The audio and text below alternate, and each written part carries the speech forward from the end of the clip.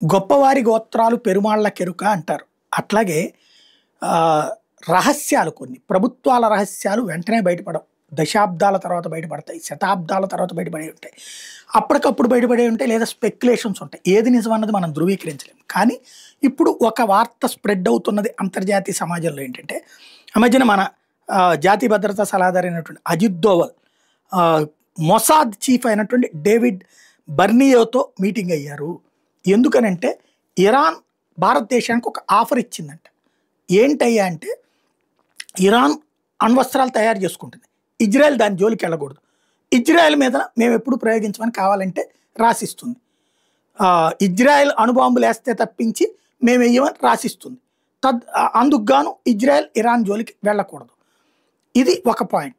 దానికి బదులుగా ఈ మధ్యవర్తిత్వం చేయమని మన దగ్గరికి ఎందుకు వచ్చారు అంటే, ఏదైతే భారతదేశానికి థ్రెట్ అవుతున్నటువంటి మసూద్ అజర్ గారు, లష్కరే తోయిబా, ఇవన్నీ ఎక్కడైతే ఉన్నాయో పాకిస్తాన్లో, వాళ్ళందరినీ పట్టి బంధించి భారతదేశానికి అప్పగించడం, లేదంటే వాళ్ళని లేపేయడానికి పాకిస్తాన్లో సైన్యం చేతనం, లేకపోతే పాకిస్తాన్ ఐఎస్ఐ చేతనం ఇరానే డబ్బులు ఇచ్చానే లేపేస్తుంది. అంటే పాకిస్తాన్లో ఉన్నటువంటి భారత వ్యతిరేక తీవ్రవాదుల చర్యలని కంట్రోల్ చేయిస్తుంది ఇరాన్.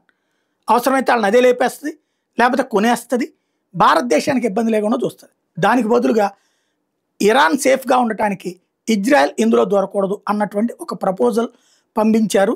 దాని విషయం చర్చించారన్నటువంటి మాట నడుస్తుంది. ఎంతవరకు నిజమో ధృవీకరించలేము.